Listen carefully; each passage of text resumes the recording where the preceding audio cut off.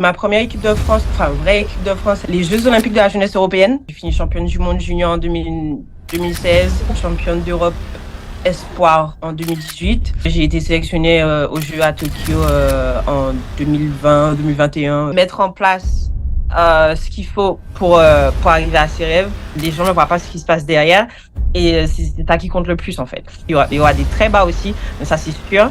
Se dire que c'est pas parce qu'il y a eu... c'est parce que ça s'est passé que ça va m'empêcher de réaliser mes objectifs et mes rêves.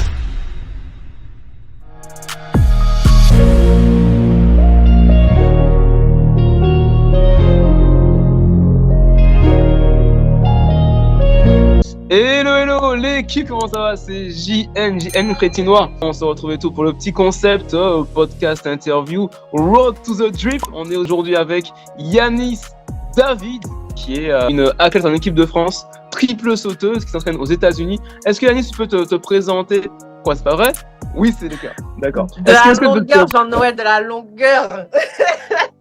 Longueur et triple saut. Elle va nous dire tout ça en détail. Peux-tu te présenter rapidement, Yanis, par rapport à qui tu es, ton parcours, ce que tu as déjà fait, etc. Voilà. Ton arrivée en équipe de France. Voilà. On va revoir ça étape par étape. Donc, dis-nous, Yanis, qui es-tu? Fais-nous rêver.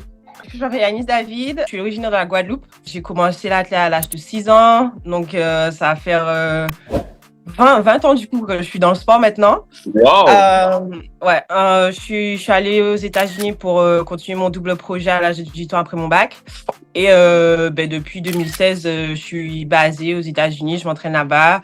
Je fais un petit peu ma petite vie et voilà. J'ai ma première équipe de France, enfin vraie équipe de France, elle a été c'est comme pour les Jeux Olympiques de la jeunesse européenne. D'accord. C'était ma première grosse compétition chez les jeunes. Après les Caribstar qu'on avait en Guadeloupe, avec dans la Caraïbe. Mais tu connais. Mais ouais, ça c'était ma première équipe de France. Après de là, c'était quand j'avais 14 ans. Et puis de là, je suis un petit peu montée j'ai fini championne du monde junior en 2016, championne d'Europe espoir en 2018. Et puis après, les sélections chez les seniors ont commencé avec le championnat du monde à Doha en 2019. Et puis, j'ai été sélectionnée aux Jeux à Tokyo en 2020-2021. Voilà. Wow, incroyable. Quel résumé super intéressant déjà par rapport aux sélections d'équipe de France depuis que tu étais cadette. Cadette, c'est U18. Aujourd'hui, tu as 26 ans, si je comprends bien. Qu'est-ce qui t'a fait commencer l'athlétisme? Pourquoi l'athlétisme et pourquoi pas un autre sport? À l'âge de 6 ans, ma mère voulait me mettre dans un sport. J'avais le choix entre l'athlé et le tennis. Le tennis, ça me disait pas trop grand-chose. J'avais une amie qui faisait le tennis, mais ça me disait rien du tout. Je lui ai dit, je veux faire de l'athlé. Il y avait une journée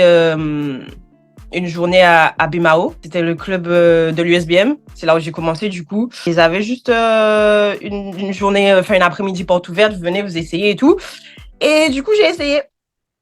Et après, depuis, j'ai jamais lâché. Parce qu'en fait, je savais pas c'était quoi l'athlé. Enfin, je savais pas les distances. Donc, du coup, on m'a dit de courir un 600 mètres et tout. Je fais un 200 mètres à fond. Et après, on m'a dit, ouais, Yanis, continue, c'est pas fini. Je dis, mais non, c'est pas vrai. Wow. En vrai, même en m'arrêtant, j'ai quand même pu remonter tout le monde. Du coup, je voulais pas perdre non plus. Donc, du coup, j'ai gagné quand même. Et après, j'ai jamais lâché. Depuis toute petite, quand tu as commencé, tu avais déjà cette volonté de gagner, de ne pas perdre encore, mais de gagner. Tu avais aussi cette capacité à pouvoir être plus performante que d'autres, alors que tu n'étais pas forcément parti sur le 600 mètres, mais sur 200 mètres, et malgré tout, tu as remonté tout le monde. Okay, et qu'est-ce qui a fait que tu as évolué par la suite sur une spécialité en particulier? Parce qu'on sait que tu as fait, tu es aujourd'hui sur les sauts. Pourquoi les sauts? Qu'est-ce qui a fait que tu es arrivé sur les sauts? Quelle a été la progression entre le début et la première phase où on dit Annie, c'est une sauteuse? En fait, j'ai un peu touché tout. J'ai commencé par faire du long. Pendant la saison foncière, on faisait du cross. J'ai même fait un peu de perche, sprint et tout, relais. Enfin bref, j'ai un peu tout fait. Et à un certain moment, c'était une compète, les K-Cage Group. Et c'était une compète pour les épreuves combinées. Épreuves combinées, on faisait 3 épreuves. Et la personne qui avait le plus de points, on prend la compète. Et je crois que j'avais fini 2 ou 3e à cette compétition-là, mais en fait, j'avais toujours eu de meilleurs perfs du coup au saut. À partir de là, on a un peu shifté les entraînements pour faire plus de sauts. Enfin, je faisais toujours un peu de sprint à côté, mais plus de sauts. À l'âge de 12-13 ans, la longueur, enfin, ça a commencé à devenir ma priorité. Mes premiers carrés stage, j'étais la plus jeune dans l'équipe. J'ai fait longueur et triple saut, j'ai gagné le triple. Et la longueur, ça s'est pas très bien passé. Mais bon, c'est pas grave. Mais moi, après de là, je me suis focus sur la longueur et le triple. Et je suis monté en puissance à partir de là. Ok, tu as parlé à plusieurs reprises des Carifta Games. Qu'est-ce que c'est les Carifta Games? Qui a déjà participé aux Carifta Games? Dis-nous. Les Carifta, du coup, c'est les championnats de la Caraïbe. C'est toutes les îles de la Caraïbe qui se réunissent pour un grand championnat dans l'une des îles sélectionnées chaque année. Cette année, je crois, c'était en Grenade. D'ailleurs, il y a une petite de Trinidad et Tobago qui a battu mon record U20 à longueur. Non. Ouais. Ah, incroyable. Ouais, après 6 ans. Ouais. Après, il me reste un record, donc ça va. Mais après, j'ai fait 6 ans de Carifta avec plusieurs de mes coéquipiers et maintenant amis qui étaient dans le club avec moi et dont toi d'ailleurs de la Martinique que j'ai rencontré plusieurs fois. Il y a Willem Bélocian qui les a fait, Cheryl Farial. Les Carifta Games sont une compétition assez importante dans la Caraïbe au niveau jeune. Ouais. On sait que la Caraïbe est un vivier de sportifs, de grands athlètes en particulier. Il y a pas mal de sportifs caribéens qu'on retrouve au championnat du monde, aux Jeux Olympiques. Par exemple, on sait qu'il y a la Jamaïque, il y a les Bahamas, Trinidad, il y a la Dominique. Voilà. Est-ce qu'il y a des sportifs qu'on a déjà vus au plus haut niveau mondial qui sont aussi passés par les Carifta Games dans leur progression quand ils étaient jeunes? Du coup, il y en a eu plusieurs. Il y a eu Shawnee Miller, un peu, des Bahamas, qui est championne olympique, championne du monde, sur la scène internationale. Usain Bolt, il est passé avec Asafa Powell et quelques-uns de ses coéquipiers qui ont été sur le stage international aussi.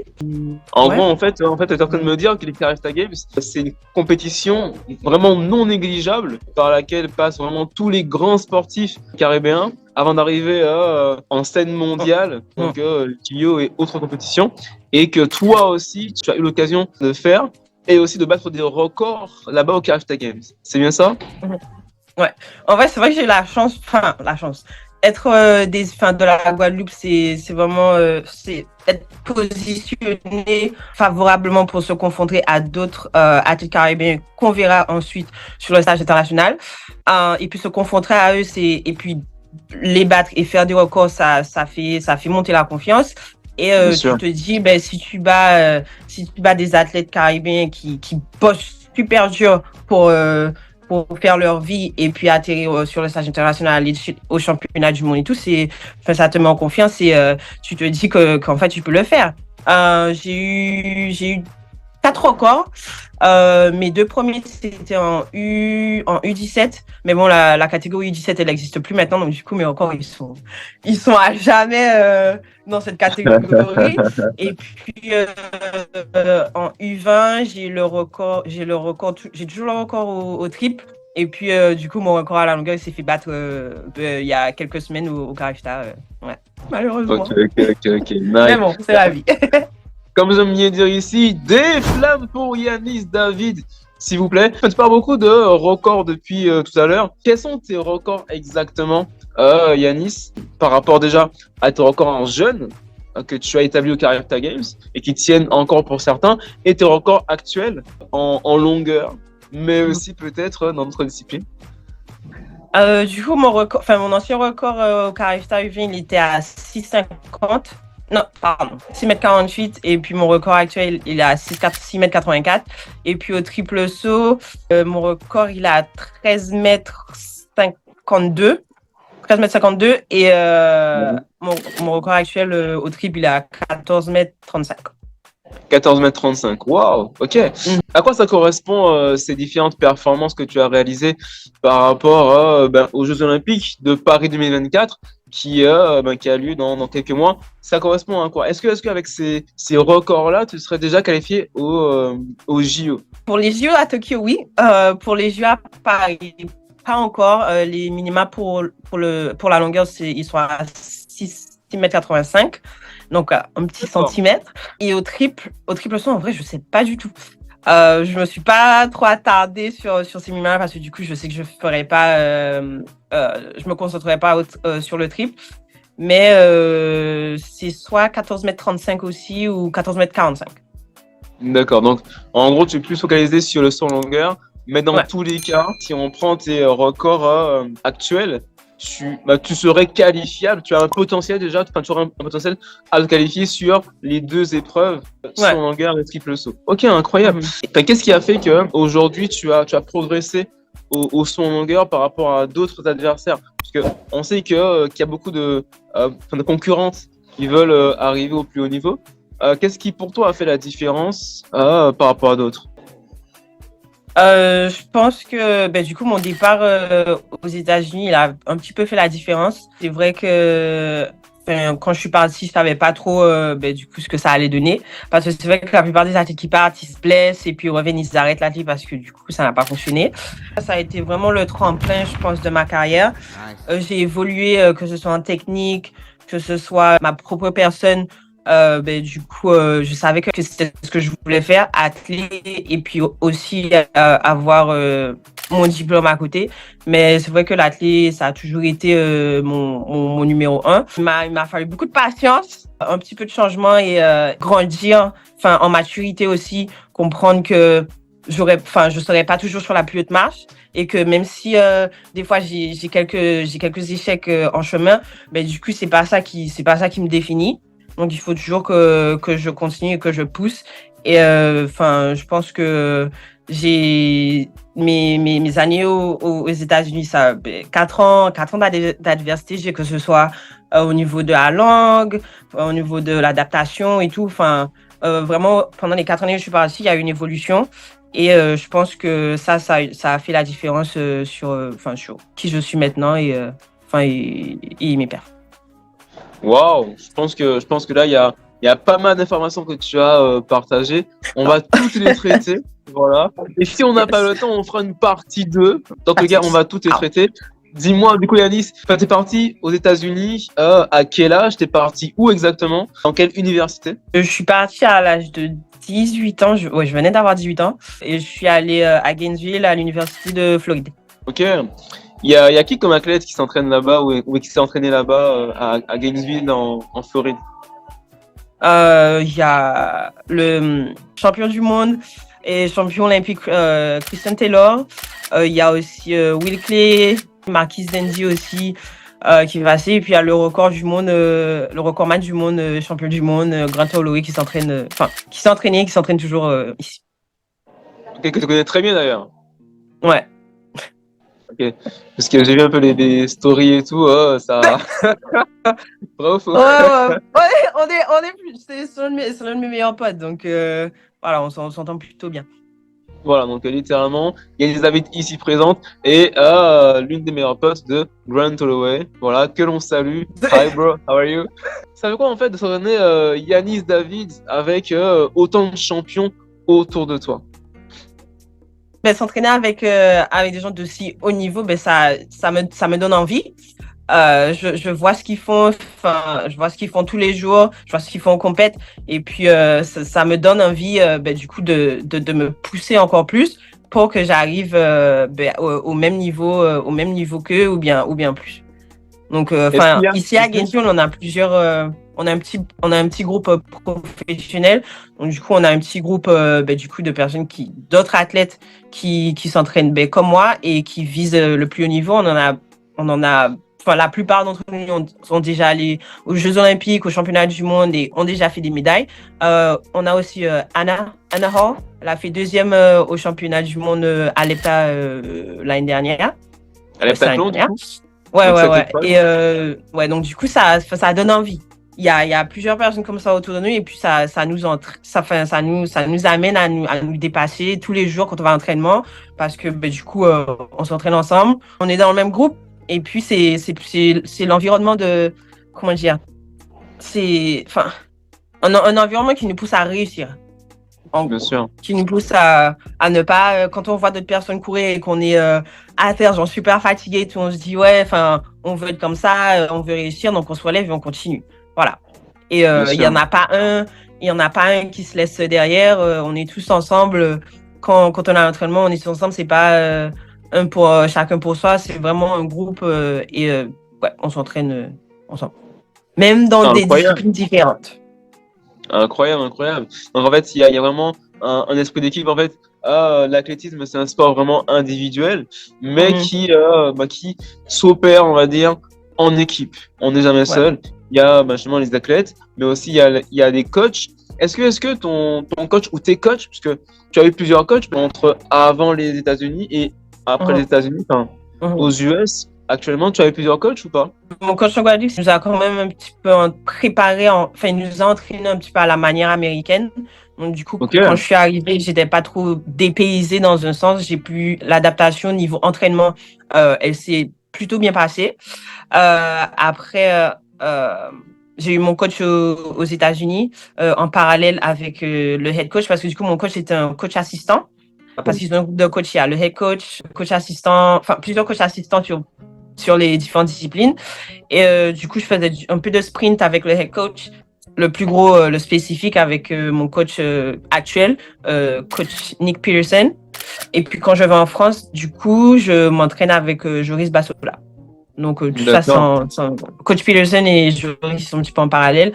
Comme ça, quand il n'a pas la possibilité de voyager avec moi, j'ai Joris qui me regarde sur les compétitions en France. Bien sûr, et on profite de ce court échange pour tous les saluer du début à la fin. Yes, merci David. Yanis qui a une énergie incroyable. J'ai dit merci David, merci Yanis. Il y a une énergie incroyable. Tu as eu plusieurs coachs. Aujourd'hui, tu en as, on va dire, deux qui te suivent régulièrement. Parlons un peu de l'équipe de France. Tu as parlé des FOJ, donc le Festival olympique de la jeunesse européenne. On a déjà eu une invitée d'ailleurs qui a fait aussi les FOJ, mais pas en athlétisme, dans un sport un peu différent qu'on va découvrir lorsque les séquences vont sortir sur YouTube. Donc abonnez-vous à la chaîne YouTube JN Crétinoir et aussi abonnez-vous à Yanis David. On mettra par la suite ce petit réseau juste en dessous. Donc comment c'est passé pour toi ta première grosse sélection en équipe de France, à savoir le Festival olympique de la jeunesse européenne? C'était où et quand et comment ça s'est passé pour toi? C'était où? C'était en Utrecht. Utrecht, je sais pas comment on prononce. En À Utrecht, aux Twitch, Pays-Bas. aux Pays-Bas, Aux ok. Pays-Bas. C'était en quelle année? 2012. 2 ans avant les Jeux Olympiques de la jeunesse. Ouais, 2012. Et c'était, je sais pas, c'était différent. C'était ma première enfin c'était ma première grosse équipe de France. Du coup, je suis arrivée, enfin c'était pas que j'étais un petit peu dépaysée, mais je cherchais un petit peu les gens des îles de la Guadeloupe parce que du coup ils savent comment ça se passe. Enfin, si ça se trouve, on s'est déjà vu dans le passé et tout. J'étais avec Saina Karchi et puis Kenny Blécourt aussi qui était. Donc du coup, on traînait plutôt ensemble parce que les autres, ils venaient de France. On est resté une semaine et demie là-bas. Mais bon, avant les 15 jours, on a eu le temps d'un peu d'apprendre à se connaître. J'ai connu d'autres personnes, d'autres athlètes, d'autres sports. En athlétisme, je pense qu'on restait plus l'un avec l'autre parce qu'on connaissait pas tout le monde. Mais j'ai connu Fanny Pelletier, Coralie Gassama, Nawal Maniker, enfin Laura Valette, voilà, tous les gens qu'on voit toujours sur le plan national ou à l'international. Yanis David, donc du coup tu as intégré The Florida University, donc en Floride. Tu es donc aussi étudiante sportive. Tu as étudié en quoi exactement, Yanis? Mon diplôme, c'est un équivalent de licence dans le domaine de la santé publique. J'ai reçu mon diplôme en 2019. Ouais, pardon, en 2020. En 2020, donc du coup, il y a 4 ans. là-bas. Et après, j'ai aussi passé une formation de coach personnel. D'accord, très bien. Et ça consiste en quoi exactement? Enfin, qu'as-tu étudié? Qu'as-tu appris exactement? Parce que on sait qu'il y a beaucoup de sportifs qui sont aussi soit étudiants, soit qui travaillent à côté. Au final, les sports olympiques sont très souvent des sports amateurs, donc du coup, ça on tient à le souligner. Et beaucoup de sportifs doivent aussi travailler à côté. Donc du coup, toi, en fait, qu'as-tu appris exactement? Ça consiste en quoi, ce diplôme que tu as passé? Pour ma part, j'ai toujours voulu avoir un métier dans le domaine de la santé et du sport. Et donc, ce diplôme-là, je pense qu'il couvrait un petit peu, il a plus couvert le domaine de la santé par rapport aux problèmes. C'est tout ça, je l'ai en anglais dans ma tête, mais pas en français. Attends. Regarde. S'il le faut, dis-le en anglais. L'intitulé du diplôme, c'est Health Education and Behavior. It pretty much teaches us to look at our society, what are the problems, the health issues that our societies has, like obesity, cancer, lack of sport, lack of moving around, anything, nutrition, and anything that has to do with food and everything, and to implement things that'll help decrease that. Like, for example, with obesity, we can create groups, we can create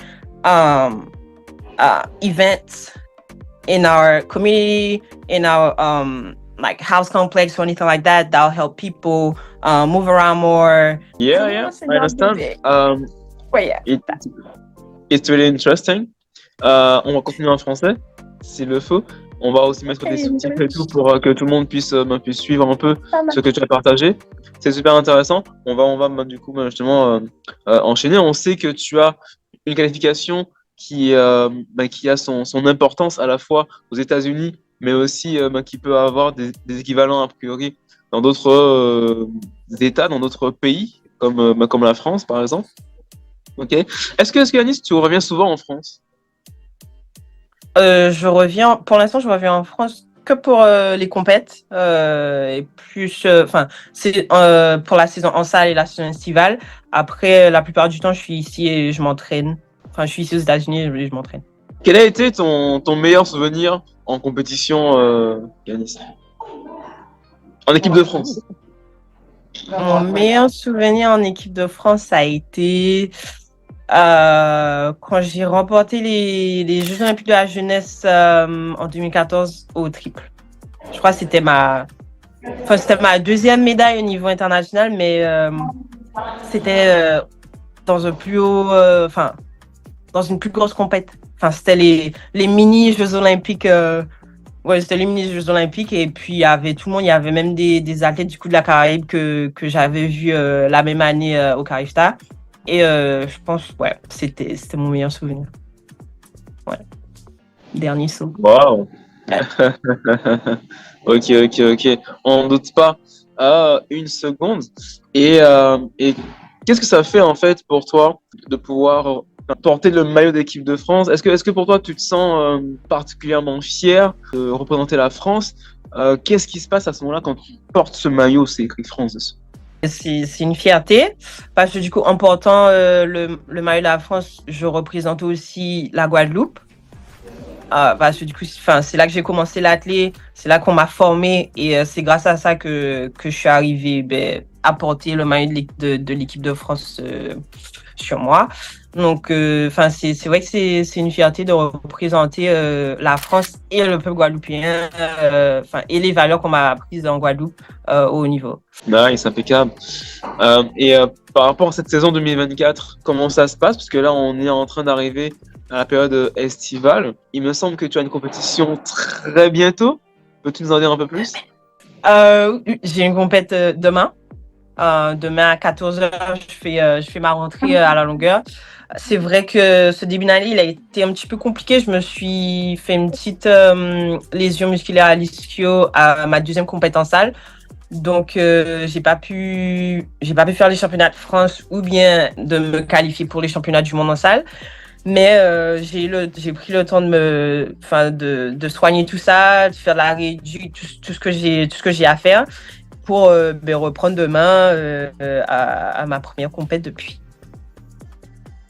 Nice, nice, nice. Et ça se passe où exactement? Mais ça se passe à Gainesville, ici, chez nous. J'ai pas allé trop loin. Le stade, il a 5 minutes de chez moi. Donc, Ça va. ouais, ça va.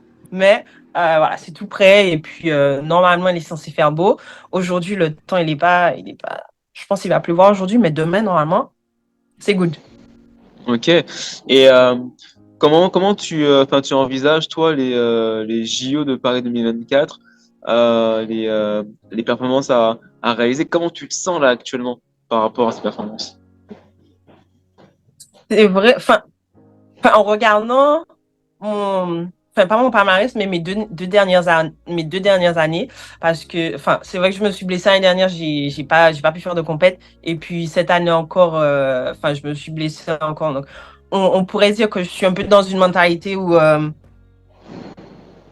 je sais pas où j'en suis et tout, mais avec tout l'environnement dans lequel je suis, ça me met de plus en plus en confiance. Mais mes derniers entraînements, je me sens plutôt bien, donc je veux pas me mettre de bâton dans les roues et me dire que ça fait 1 an et demi que j'ai pas fait de grosses compètes, j'ai pas sauté super long et tout. Non, je sais ce que je vaux, je dois me mettre en confiance et me dire que j'ai le niveau pour arriver au jeu à Paris en août. Et donc, demain, je suis en confiance. Je prends chaque compète, c'est l'une après l'autre.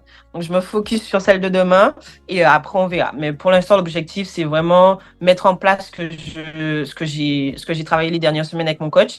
Et puis après, juste partir de l'avant et puis arriver au JO en août. Ok, magnifique. En passant par les championnats d'Europe en juin et les championnats de France après. Waouh, waouh, joli programme en tout cas, Yanis David. Tu as parlé justement de quelques mésaventures, on va dire, musculaires, physiques qui ont eu lieu. Ça fait partie du parcours. On prend. Ok, ok. Et comment tu fais justement pour remonter justement quand il y a des coups de mou comme ça? Parce que une carrière de sportif, de sportive de haut niveau, c'est des hauts, mais aussi des bas. Comment tu fais pour remonter, pour revenir au meilleur niveau après on va dire, des événements comme ceci?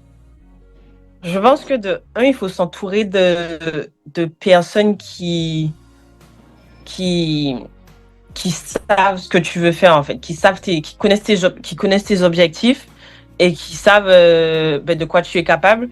Parce que c'est vrai que quand tu te blesses, tu te poses beaucoup de questions, tu te remets en question et tu te dis, je me suis blessée, comment je vais revenir et tout. Mais quand tu as des gens autour de toi qui qui te soutiennent de A à Z et même quand tu es au plus bas, ils ont toujours aussi confiance en toi que avant, ça te pousse, ça te dit que tu as les capacités, t'es pas tout seul non plus. Et donc, ça t'aide à remonter la pente. Et aussi, tes objectifs, tes rêves. Mon rêve, c'est au JO, c'est d'être sur la plus haute marche et d'être l'une des meilleures sauteuses en longueur du monde. Donc, du coup, moi, je me base sur ça, en fait. Mon environnement, les gens qui m'entourent et les objectifs que je me suis fixés depuis que j'étais petite, quand j'ai commencé l'athlé. Et ça me pousse tous les jours quand je vais à l'entraînement, quand je vais en compétition, ça me pousse. Et ça me pousse à juste ne pas abandonner et à continuer, même si c'est vrai, il y a eu de très hauts, mais il y a eu aussi de très bas. Mais je me dis que c'est mon histoire, c'est mon parcours. Et un jour, si ça se trouve, il y aura quelqu'un qui sera inspiré par ça et qui se dira, elle a eu une fracture de fatigue au dos, elle a dû porter corset pendant 3 ans, elle s'est fait mal à l'ischio après. Et puis quand même, elle a réussi à se propulser au plus haut niveau. Donc voilà, ça aussi, ça me pousse aussi à me dépasser et à y aller Alors, c'est acharné. magnifique. Et c'est vraiment en fait ce qu'on cherche à faire ici à travers ce petit format, c'est de pouvoir inspirer des générations de femmes, de jeunes filles, de jeunes femmes, mais toute personne qui cherche en gros à trouver sa voie, à suivre une voie d'excellence. Et ce message-là, concrètement, il est magnifique. Donc, s'entourer en fait des bonnes personnes, se constituer une confiance qui nous permet de pouvoir justement repartir, rebâtir ce qu'on a construit, continuer à aller de l'avant. Et ça, c'est magnifique. On va enchaîner, Yanis David, avec des petites questions un peu du tac au tac. Ça marche? Est-ce que tu es prête? Il faut dire oui. Get this. Yes, oui. Let's go, get this. En anglais, magnifique, ok. Alors, Yanis, dis-moi, boum, quel est l'objet que tu utilises le plus au quotidien? Bon, enfin, mon téléphone, c'est vrai. J'ai mis gourde, mais en fait, c'est mon téléphone. Ok, c'était soit ton téléphone, soit quoi?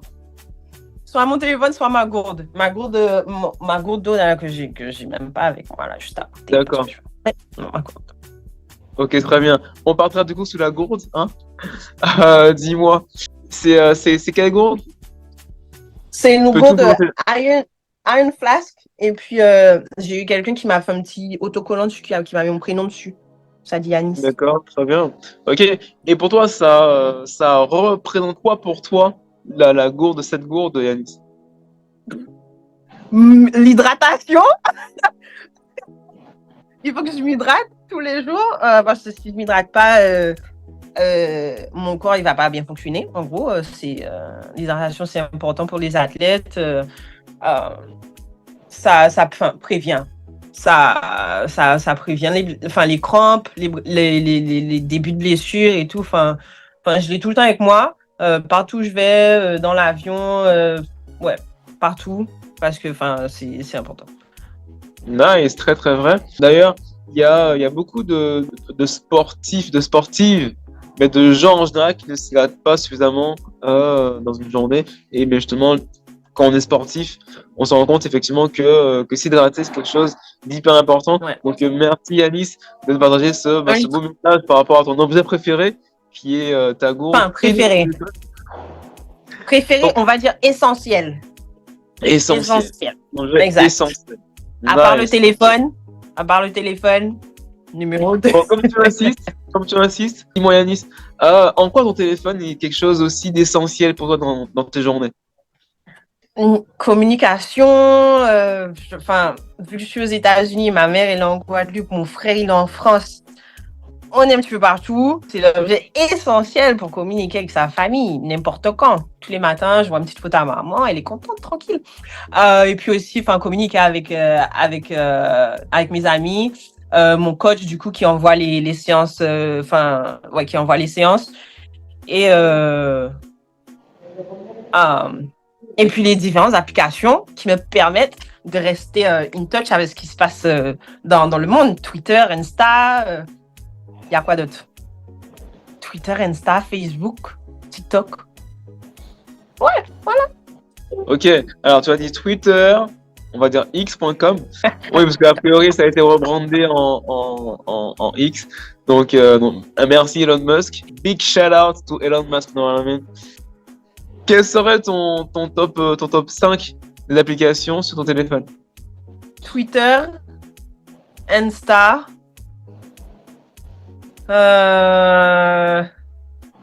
Donc Twitter top 1, top 2 Insta. Ok. Ouais. Snap, je suis pas trop dessus. En 3, je sais pas. En vrai, j'aurais mis Family Album parce qu'en fait, c'est une application en fait. Tu mets des photos et puis les gens qui sont dans ton groupe, ils reçoivent les photos en live. J'ai une petite nièce, donc du coup j'ai une petite nièce et je reçois des photos d'elle tous les jours. Donc Family Album, je pense, je veux dire, c'est top 3. Parce que du coup, ça me fait plaisir de voir des photos de ma famille tout tranquille tous les jours. Voilà, top 3. Nice, top 5, top 4, 5. Ok. Quel est l'athlète ou la personne qui t'a le plus inspiré pour faire ce que tu fais aujourd'hui? Du coup, il y en a plusieurs. Sont tous des athlètes des Antilles. Marie-Josée Pérec, Christine Aron, Muriel Urtis, ce sont toutes des athlètes féminines qui sont sorties des Antilles et qui sont arrivées au plus haut niveau, que ce soit au championnat d'Europe, championnat du monde ou aux Jeux Olympiques.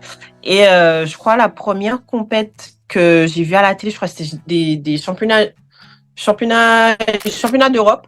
Et j'avais vu la course de Christine Aron où elle remporte la médaille d'or. Et j'ai regardé la course et je me suis dit, je vais être comme elle en fait. Nice, Je vais être comme elle. Ouais. Il y a tout le monde qui applaudit et qui oh et tout. Enfin ouais, je me suis dit ouais, je vais gagner comme ça moi aussi. Ok, du coup, tu as été un peu plus intéressé par le sprint au début, ou alors c'est plus par rapport au côté athlète, le public, la médaille d'or, l'émulation, ou alors c'est vraiment aussi l'aspect, c'est-à-dire sprinteuse, 100 mètres, 200 mètres. Enfin non, c'était juste l'effet de gagner, l'effet d'avoir bien bossé, d'être arrivé au plus haut niveau. Que ce soit Marie-Jo, quand je regarde des replays et tout, je me dis, je vais être comme elle parce que ça donne aussi une reconnaissance, que ce soit envers soi-même ou envers ou du public envers nous. Merci Anis. Quel serait ton top 5 des sauteuses en longueur all time?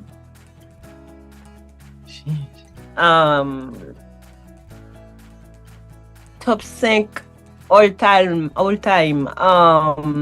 Britney Reese.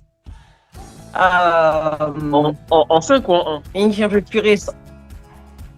En 1. Ivana Vuleta qui est un peu plus récente. Je pense que je vais mettre Tara Davis aussi en toi parce que en vrai, quand on regarde, c'est une athlète. Elle est jeune, mais c'est quand même une athlète exceptionnelle. Elle a beaucoup de talent.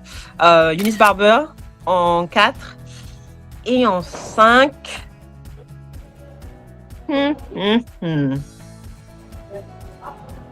On va laisser 4. On va laisser top 4.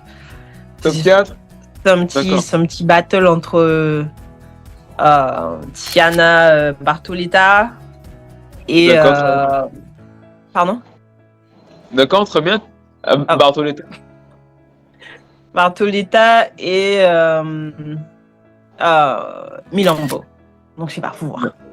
Ok. Les athlètes que j'ai vues, elles sont plus récentes. Donc à part Eunice Barber, mais ouais, c'est des plus récents c'est des noms des plus récents que j'ai donnés. Ok. On va essayer de faire on va dire des petits montages avec les photos de chacune, si jamais on peut. Au passage, on salue justement toutes les athlètes, entre autres françaises, que tu as citées, que ce soit Eunice Barber, que je connais bien, Christine Aron également, que l'on connaît bien, Muriel Urtis, que l'on connaît également, Marie-Josée Pérec, que je connais un peu moins, mais qui est très grande athlète guadeloupéenne, qui a été entre autres entraînée par Monsieur François Pépin, voilà, très grand coach français. Entre parenthèses, c'est aussi mon coach aujourd'hui. Donc on les salue, on les salue toutes. Et oui, Yanis, dis-moi, si tu devais choisir un chiffre entre 1 et 5, tu prendrais lequel? 1. Pourquoi 1? Parce que numéro 1, c'est le premier numéro. Voilà, donc numéro 1. Ok. J'en étais sûr. Ok, du coup, question grâce à son numéro. Si Yanis, tu devais partir quelque part dans le monde, n'importe où sur Terre, avec une personne, pendant une semaine, tu partirais où et avec qui? Déjà, je partirais avec ma meilleure pote, que j'ai rencontrée d'ailleurs ici à l'Université de Floride. Et on partirait aux îles Maldives. C'est, j'ai toujours voulu aller là-bas. C'est un super paysage. Ça a l'air super calme. Ça me fait un petit peu penser aux Antilles, mais c'est autre part. Il y a la plage, l'eau elle est claire, elle est bleue. Ouais. Ouais. Nice. Donc, du coup, avec ta meilleure amie, comment elle s'appelle au passage? Ça s'appelle Brandy. Elle s'appelle Brandy Johnson. Elle fait des haies pour les américaines. Et elle fait des haies. D'accord. Ben, écoute, shout out Brandy Johnson. Yes. Ok. Et pour conclure, Yanis, pour conclure, si tu devais partager un seul message à une jeune fille, une jeune femme, ou bien toute personne, voilà, qui cherche à trouver de la motivation dans une quête de chemin d'excellence, tu lui dirais quoi exactement?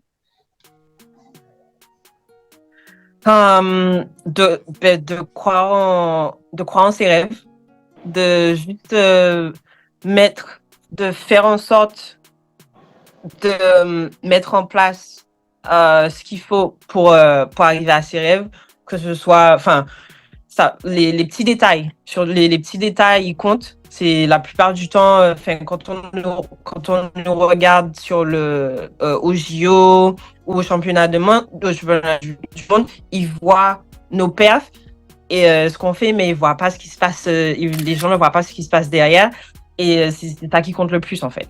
Donc, d'avoir confiance en soi, de se fixer des objectifs, et même s'il y a des échecs sur le parcours, d'être persistante et de continuer sur sa route, même si des fois, il y aura des hauts et des bas, ça c'est sûr. Il y aura des très bas aussi, mais ça c'est sûr. Et il faut juste se dire que c'est pas parce qu'il y a eu, c'est pas parce que ça s'est passé que ça va m'empêcher de réaliser mes objectifs et mes rêves. Waouh, magnifique, magnifique. Comme j'aime bien dire ici, hein, donc des flammes pour Yanis David, qui nous a fait l'honneur de sa présence aujourd'hui. Où est-ce qu'on peut te retrouver, Yanis? Sur quel réseau? Sur quel hâte? Quel arrobas? Sur Insta, c'est Yanis avec 2 i _Dav, et Twitter la même chose, sauf que c'est pas un underscore, c'est un point. D'accord. Donc, Yanis avec 2 i point ou _Dav. D'accord. On fera en sorte d'afficher tout ça. Wow, wow, wow, wow. Alors là, Comment j'ai fait ça? Je vois que... C'est quoi ce truc? C'est quoi ce truc? Attends. Refais pour voir. Refais. Je sais pas, j'ai juste fait ça. Ça. Mais non. Et ça a fait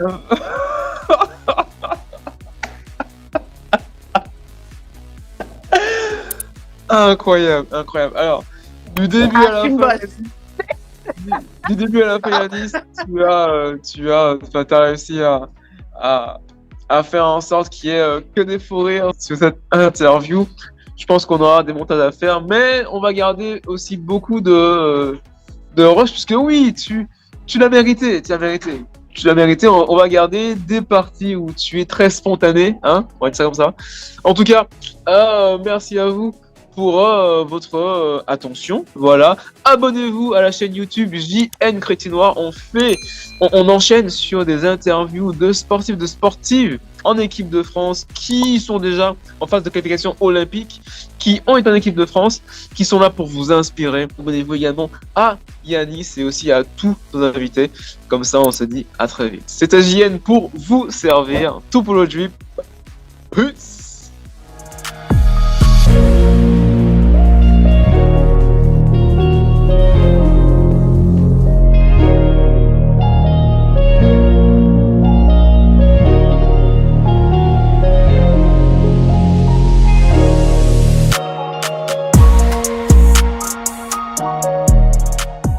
Enfin, est-ce que t'aurais...